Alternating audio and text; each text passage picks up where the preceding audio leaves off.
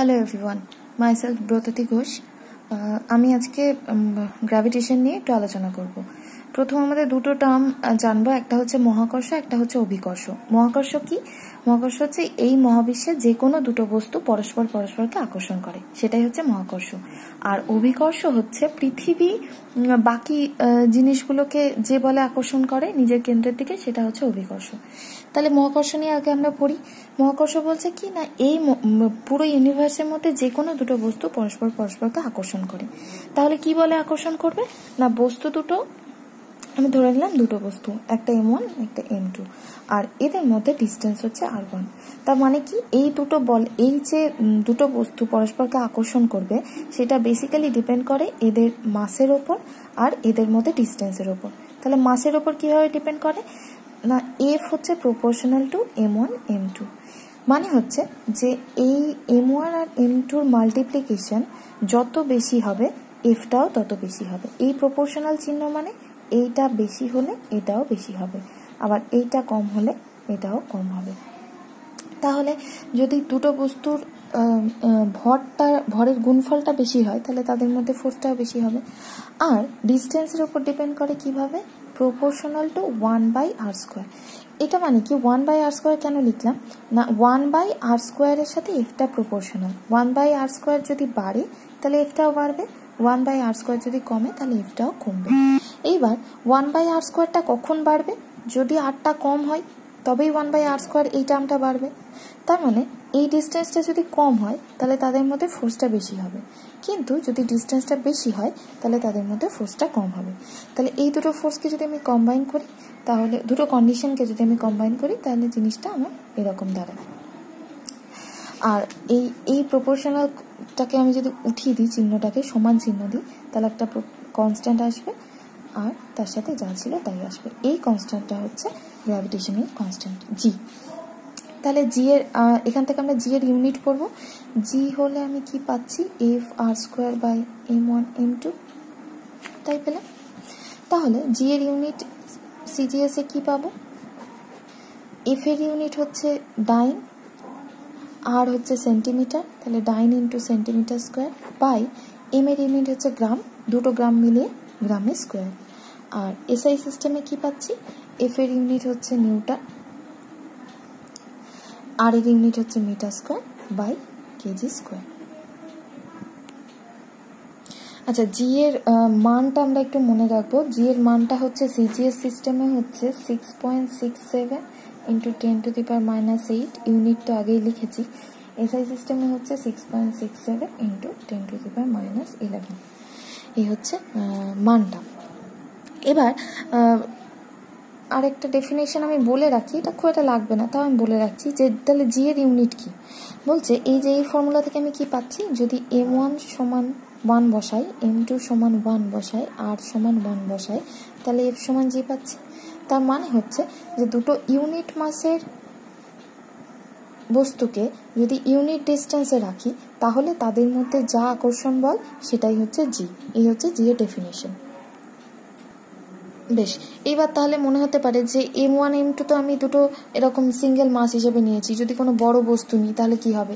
তখন আমরা কি করে নিই না, দুটো মানে যত বড়ই বস্তু হোক না কেন, তাদের মধ্যে ডিস্টেন্স যদি অনেক বেশি হয়, তাহলে সেই বস্তুটাকে আমি সিঙ্গেল মাস হিসেবে ধরে নিতে পারি। মানে ধরে নিলাম পৃথিবী আর সূর্য দুটোই অনেক বড়, কিন্তু তাদের মধ্যে ডিস্টেন্সটা এত বেশি না, তাদেরকে আমি একটা পুরো সেন্টারে, তাদের পৃথিবীর পুরো মাসটা একটা সেন্টারে আছে বলে ধরে নিতে পারি। এরকম করে ক্যালকুলেশনগুলো করা হয়। এবার বলছে এই যে আকর্ষণ বল, এইটা শুধুমাত্র বস্তু দুটোর ভর এবং তার দূরত্বের উপর নির্ভরশীল। এই আকর্ষণ বলটা বস্তু দুটোর অবস্থা, মানে সেটা কঠিন, তরল বা গ্যাসীয় যাই হোক না কেন, তারা কি রাসায়নিক উপাদান নিয়ে তৈরি, তাদের মধ্যে উষ্ণতা কত, তাদের মধ্যে কি মাধ্যম আছে, তাদের মধ্যে ওয়াটার মিডিয়াম বা এয়ার মিডিয়াম যাই থাক না কেন, সেগুলো কিছু ম্যাটার করে না। শুধুমাত্র ম্যাটার করে তাদের মাস আর তাদের মধ্যে দূরত্ব। আর এখানে আরেকটা জিনিস বলে রাখি যে আমরা নিউটনের সূত্রের ক্ষেত্রে করেছি, ইনার্শিয়াল মাসের কথা পড়েছি, আর এখন আমরা গ্র্যাভিটেশনাল মাসের কথা বললাম। এই দুটো মাস কিন্তু একই, ঠিক আছে। তাহলে ইনার্শিয়াল মাস আর গ্র্যাভিটেশনাল মাস এই দুটো কিন্তু আলাদা কিছু নয়। দুটোই একই। আচ্ছা, এবার পৃথিবীর ক্ষেত্রে চলে আসি। এই আমি ধরে নিলাম পৃথিবী, তো এর মাস হচ্ছে ক্যাপিটাল এর রেডিয়াস হচ্ছে ক্যাপিটাল আর। তাহলে পৃথিবীর ওপরে যা কিছু বস্তু থাকবে সবই হচ্ছে পৃথিবী তার নিজের কেন্দ্রের দিকে আকর্ষণ করবে। কোন বলে আকর্ষণ করবে? যদি আমি এম ধরে নিই, এইখানে একটা বস্তু আছে, এই বস্তুটাকে কি বলে আকর্ষণ করবে? তাহলে এমটা ধরে নিলাম, জি থাকলো, ফর্মুলা অনুসারে বসাবো আমি, জি থাকলো, আর M1 M2 মানে দুটো মাসের গুণফল, একটা হচ্ছে পৃথিবীর মাস ক্যাপিটাল এম আর একটা ছোট মাস স্মল এম, আর আমি ধরে নিলাম এই ডিস্টেন্সটা হচ্ছে আর, তাহলে এটা হচ্ছে আর স্কোয়ার। এই বলে পৃথিবী যে কোনো বস্তুকে নিজের কেন্দ্রের দিকে আকর্ষণ করবে। এবার ব্যাপার হচ্ছে যে পৃথিবী পৃষ্ঠে যদি কোনো বস্তু থাকে তাহলে এই ক্যাপিটাল আরটা তখন পৃথিবীর ব্যাসার্ধ হয়ে যাবে, তাহলে তখন ফর্মুলাটা দাঁড়িয়ে যাবে G capital M M by R square. তাহলে পৃথিবী পৃষ্ঠ থাকলে কার দিকে আকর্ষণ করবে? সব বস্তুকে পৃথিবী নিজের কেন্দ্রের দিকে আকর্ষণ করছে, তার মানে প্রত্যেকটা বস্তুকে নিজের দিকে আকর্ষণ করবে। বেশ, এবার আমরা নিউটনের ফর্মুলায় পড়েছিলাম যে কোনো একটা বস্তুর মাস যদি এম হয়, তার ওপর যদি এফ ফোর্স দিই তাহলে তার ত্বরণ হবে এ, বা উল্টোভাবে বলা যায় যে একটা এম ভরের বস্তুর ওপর যদি আমি এ অ্যাক্সেলারেশন ক্রিয়েট করতে চাই তাহলে তাকে এফ ফোর্স দিতে হবে, তাহলে এই তিনটের মধ্যে রিলেশন হবে এফ সমান এম ইন্টু এ। এইবার যদি আমার এই বস্তুটা এরকম হয় যে উপর থেকে নিচে পড়ছে, তখন আমার এই ত্বরণটা গ্র্যাভিটেশনাল অ্যাক্সেলারেশন দিয়ে রিপ্লেস হয়ে যাবে, তাহলে আমি এফটা এরকমভাবে লিখতে পারি, এফ সমান এম জি। আবার আমরা এখানে আগেই পড়লাম যে এফ সমান G M M by R square, capital R square. তাহলে এই দুটোকে যদি আমি সমান করি তাহলে এম জি সমান পাচ্ছি কি G M M by R square, বা জি সমান হচ্ছে capital G M by R square. এটাই হচ্ছে কোনো একটা পৃথিবীর ওপর যে কোনো বস্তুর গ্র্যাভিটেশনাল অ্যাক্সেলারেশন, এই জিটা হচ্ছে গ্র্যাভিটেশনাল অ্যাক্সেলারেশন। এখানে একটা জিনিস দেখার আছে যে এই গ্র্যাভিটেশনাল অ্যাক্সেলারেশনটা কিসের ওপর ডিপেন্ড করছে? ক্যাপিটাল জি যেটা একটা ধ্রুবক, ক্যাপিটাল এম যেটা পৃথিবীর ক্ষেত্রে কনস্ট্যান্ট, এবং আর যেটা হচ্ছে পৃথিবীর ক্ষেত্রেও কনস্ট্যান্ট, ব্যাসার্ধটাও কনস্ট্যান্ট আর মাসটাও কনস্ট্যান্ট। তাহলে পৃথিবী যে কোনো বস্তুকে সমান গ্র্যাভিটেশনাল অ্যাক্সেলারেশন দিয়ে আকর্ষণ করবে, মানে একটা পালককে পৃথিবী যে অ্যাক্সেলারেশন দিয়ে আকর্ষণ করবে একটা পাথরকেও সেই অ্যাক্সেলারেশন দিয়ে আকর্ষণ করবে, কারণ অ্যাক্সেলারেশন মানটা ডিপেন্ড করছে gravitational constant, mass of earth আর রেডিয়াস অফ আর্থ, এইগুলো তো সবের ক্ষেত্রে একই। কাজে একটা পালককে যে অ্যাক্সেলারেশন দিয়ে আকর্ষণ করবে একটা পাথরকেও সেই অ্যাক্সেলারেশন দিয়ে আকর্ষণ করবে। তো দুটো একই স্পিডে পড়ে না কেন? তা বায়ুর বাধার জন্য, সেটা তো আলাদা ইস্যু। এই স্মল জি এর মান হচ্ছে 980.6 সেন্টিমিটার পার সেকেন্ড স্কোয়ার, আর এটা সিজিএস পদ্ধতিতে, আর এসআই পদ্ধতিতে হচ্ছে 9.8 মিটার পার সেকেন্ড স্কোয়ার। এটা 980ও ধরে নেওয়া যায় অঙ্কের সুবিধার জন্য। তো এই হচ্ছে কথা। এবার যেটা বলার সেটা হচ্ছে যে একটা পৃথিবী, একটা আপেল, একটা গাছ আছে, তো আমি ধরে নিলাম গাছ থেকে একটা আপেল নিচের দিকে পড়ছে। তাহলে আমি এখনই বললাম যে যে কোনো দুটো বস্তু পরস্পরকে সমান বলে আকর্ষণ করবে। তাহলে পৃথিবী যে বলে আপেলটাকে আকর্ষণ করছে, আপেলও একই বলে পৃথিবীকে আকর্ষণ করছে, তাহলে পৃথিবীটা এগিয়ে যায় না কেন? আপেলটা কেন পৃথিবীর দিকে এসে পড়ে? তো সেইটা আমরা একটু দেখি। আমরা এখানে কি দেখলাম যে এফ সমান হচ্ছে G capital M small M by R square, ঠিক আছে? এই একটা আমি দেখলাম। এবার আমি ধরে নিলাম পৃথিবীর মাস ক্যাপিটাল এম আর এই আপেলটার মাস স্মল এম, আর এদের মধ্যে ডিস্টেন্স হচ্ছে স্মল আরই ধরলাম, এদের মধ্যে ডিস্টেন্স হচ্ছে স্মল আর। এবার আমরা কি জানি? অ্যাক্সেলারেশন মানে হচ্ছে ফোর্স বাই মাস, এটাই আমরা জানি। এবার পৃথিবীর ক্ষেত্রে অ্যাক্সেলারেশন কত হবে? পৃথিবীর ফোর্স মানে এই দুটো আকর্ষণের ফোর্স বাই পৃথিবীর মাস, সেটা কত পড়ে থাকছে? Capital G M by R square হলো। আর আপেলের ক্ষেত্রে অ্যাক্সেলারেশন কি হবে, ফোর্স বাই আপেলের মাস। তাহলে এখান থেকে কি পড়ে যাচ্ছে, G capital M by R square. এটা হচ্ছে অ্যাক্সেলারেশন অফ আর্থ, আর এটা হচ্ছে অ্যাক্সেলারেশন অফ আপেল। ঠিক আছে, তাহলে আর্থের অ্যাক্সেলারেশন বাই আপেলের অ্যাক্সেলারেশন কি পাচ্ছি, আর্থের অ্যাক্সেলারেশন হচ্ছে G small M by R square, আর আপেলের অ্যাক্সেলারেশন হচ্ছে G small m capital M by R square. তাহলে আর স্কোয়ার কাটলো, জি বাই জি কাটলো, small M by capital M. এই টার্মটা লেস দেন 1, মানে ভেরি ভেরি লেস দেন 1, কারণ এইটা অনেক ছোট, এটা অনেক বড়, তাহলে এই টার্মটা অনেক একের থেকে অনেকটাই ছোট হবে। বা তাহলে acceleration of earth is very very less than acceleration of Apple. তো সেই জন্য আমরা অ্যাপেলের অ্যাক্সেলারেশনটাই দেখতে পাই, আর্থেরটা দেখতে পাই না। এবার এখান থেকে একটা কোয়েশ্চেন আসে যে যদি পৃথিবীর ব্যাসার্ধ 1% কমে যায় বা 1% বেড়ে যায়, তাহলে গ্র্যাভিটেশনাল অ্যাক্সেলারেশন কিভাবে চেঞ্জ হবে। তো সেরকম একটা কোয়েশ্চেন আসে। তো সেটা আমরা কিভাবে করব, আমরা গ্র্যাভিটেশনাল অ্যাক্সেলারেশন জি সমান কি পেলাম, capital G M by R square. এবার মাসটা চেঞ্জ হচ্ছে না, শুধুমাত্র কি হচ্ছে, এই রেডিয়াসটা ধরে নিলাম 1% কমে গেল। তার মানে কি হলো, 1% কমলো, তার মানে নতুন আরটা কত দাঁড়ালো, এই আরের থেকে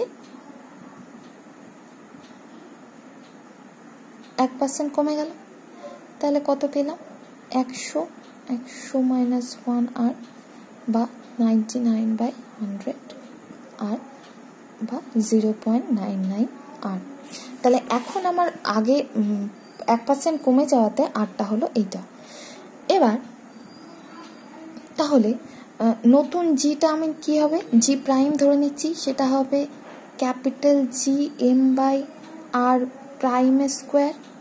ঠিক আছে, আর পুরনো জিটা এটাই ছিল। আমি কি করব, জি প্রাইম আমি তো কম্পেয়ার করব আগের সাথে, তাহলে আমি কি করব, জি প্রাইম বাই জি এভাবে করব, মানে জি এর কত % বাড়লো বা কমলো সেটা আমি কম্পেয়ার করব, সেই জন্য এই ফর্মে লিখলাম। জি প্রাইম মানে হচ্ছে G M by R prime square, নিচে জি আছে ইন্টু, আমি একেবারে ডাইরেক্ট লিখে দিচ্ছি, নিচে জি মানে হচ্ছে উল্টে যাবে জিনিসটাতে, G M by R square.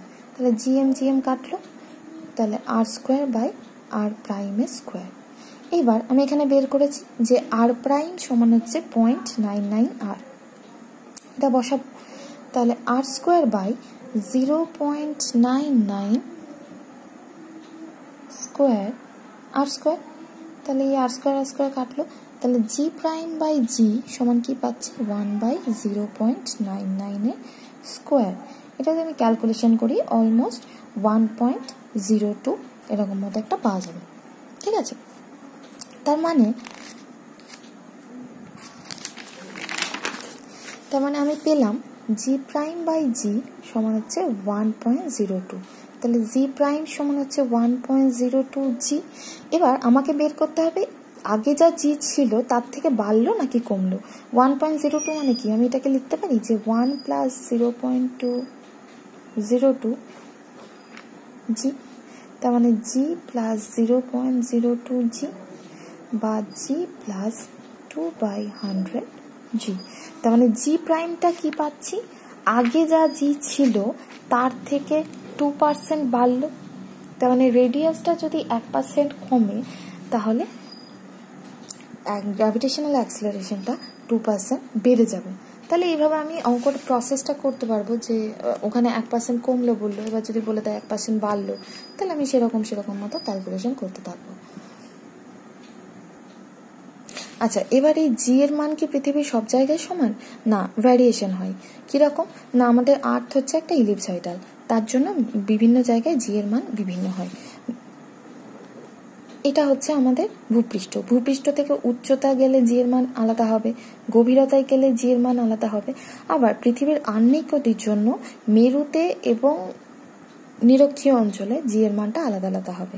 এবার উচ্চতার সাথে আর গভীরতার সাথে কিভাবে জি এর মানটা চেঞ্জ হচ্ছে সেটা আমরা দেখব।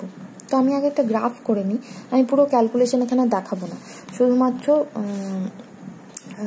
কি হচ্ছে সেইটাই বলে দেব। আমি একটা গ্রাফ করি,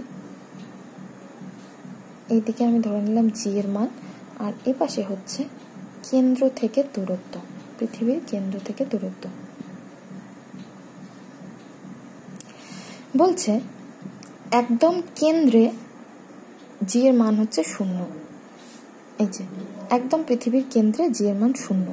এবার কেন্দ্র থেকে আমি যত ভূপৃষ্ঠের দিকে যাব তত আস্তে আস্তে জি এর মানটা বাড়বে। ম্যাক্সিমাম হলো এখানে আমি ভূপৃষ্ঠে পৌঁছে গেলাম, তার মানে এই দূরত্বটা হচ্ছে পৃথিবীর ব্যাসার্ধ, কারণ এখানে তো আমি ভূপৃষ্ঠে পৌঁছে গেছি। এরপরে ভূপৃষ্ঠ থেকে আমি যত উপরে উঠবো তত জি এর মানটা কমবে, জি এর মানটা জাস্ট এরকম ভাবে কমতে থাকবে। হলো, তার মানে এইটুকুটা হচ্ছে আমার পৃথিবীর কেন্দ্র। এই জায়গায় গিয়ে আমি ম্যাক্সিমাম পেলাম, ভূপৃষ্ঠ একদম কেন্দ্রে 0, কেন্দ্র থেকে আস্তে আস্তে ভূপৃষ্ঠে গিয়ে আমি ম্যাক্সিমাম পেলাম, ভূপৃষ্ঠ থেকে আরো যত উপরে যেতে থাকবে তত তার মানটা 0 হতে থাকবে।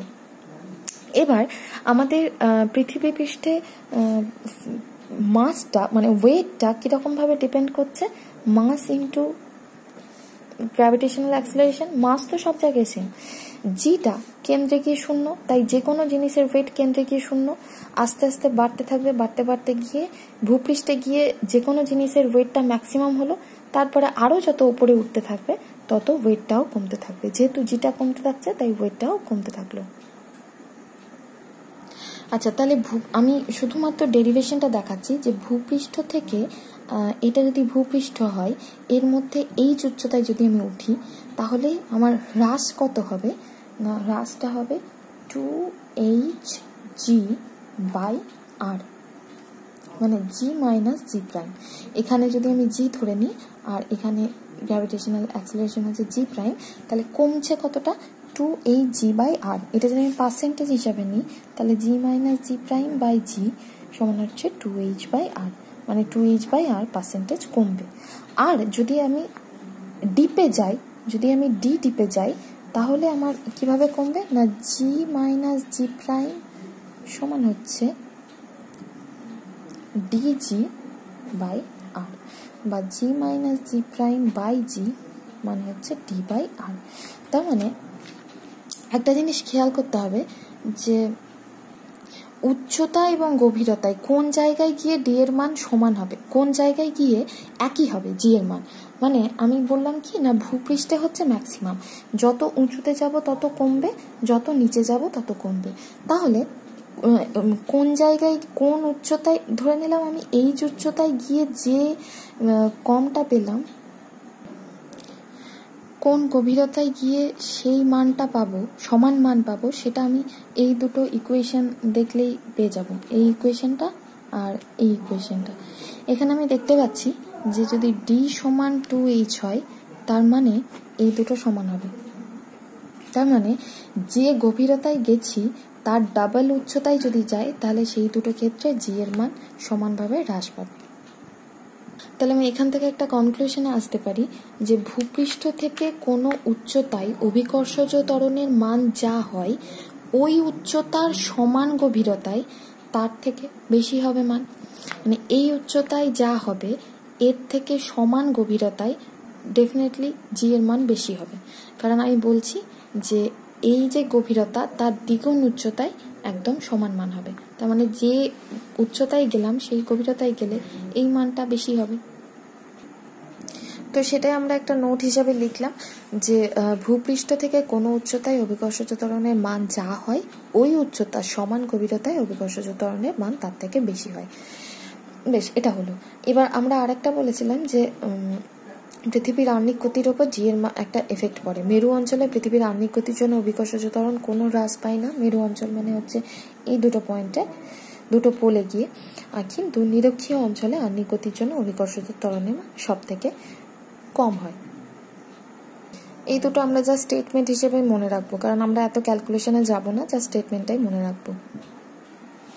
আচ্ছা, তো যেহেতু আমরা বললাম যে মেরু অঞ্চলে পৃথিবীর আহ্নিক গতির জন্য অভিকর্ষজ ত্বরণ হ্রাস পায় না, একই থাকে, এবং নিরক্ষীয় অঞ্চলে আহ্নিক গতির জন্য অভিকর্ষজ ত্বরণের মান সব থেকে কম হয়। তার মানে যদি ঘূর্ণনটা বন্ধ হয়ে যায় আহ্নিক গতিটা, তাহলে নিরক্ষীয় অঞ্চলে বস্তুর অভিকর্ষ ত্বরণের মানটা বৃদ্ধি পাবে, কিন্তু মেরু অঞ্চলে কোন ত্বরণ সেম থাকবে। আবার ভর স্থির রেখে পৃথিবীর ব্যাসার্ধ যদি অর্ধেক করে দেওয়া হয় তাহলে দিনের স্থিতিকাল কমবে, মানে দিনটা কম সময় ধরে হবে। এবার বলছে যে একটা প্রবলেম করব। কি প্রবলেম? না, suppose the force of gravitation between two bodies of equal masses is F. ঠিক আছে, মানে দুটো বডি এম আর এম, তাদের মধ্যে ফোর্সটা হচ্ছে F. If mass is doubled keeping distance of the separation between them unchanged, মানে ডিস্টেন্স আর ছিল সেটা সেম থাকলো, ইচ মাসকে আমি ডাবল করে দিচ্ছি। মানে এখন নতুন এম প্রাইম সেটা হচ্ছে 2m। তাহলে আগে এফ ছিল কত না G M M by R square, তাহলে G M square by R square, কারণ দুটো এম সমান। এখন নতুন এফ প্রাইম কত হলো না জি, এখানে হবে 2m, এখানে হবে 2m বাই আর স্কোয়ার, কারণ আরটা সেম, তাহলে G into 4m square by R square. তাহলে আগে মাস ফোর্স ছিল G M square by R square, এখন হলো 4 into G M square by R square, তার মানে 4 টাইমস বেড়ে গেল নতুন ফোর্সটা। আরেকটা প্রবলেম আছে এখানে, যে বলছে যে planet A has double the radius than that of planet B, মানে এ এর রেডিয়াস বি এর রেডিয়াস যদি আর হয় তাহলে এ এর রেডিয়াস হবে 2r। If the mass of planet A is 4 times heavier than the mass of planet B, তার মানে বি এর মাস যদি হয় m, তাহলে এ এর মাস হবে 4m। Which of the following statement regarding weight of an object is correct? তার মানে আমি দুটোতে আগে জিটা দেখবো।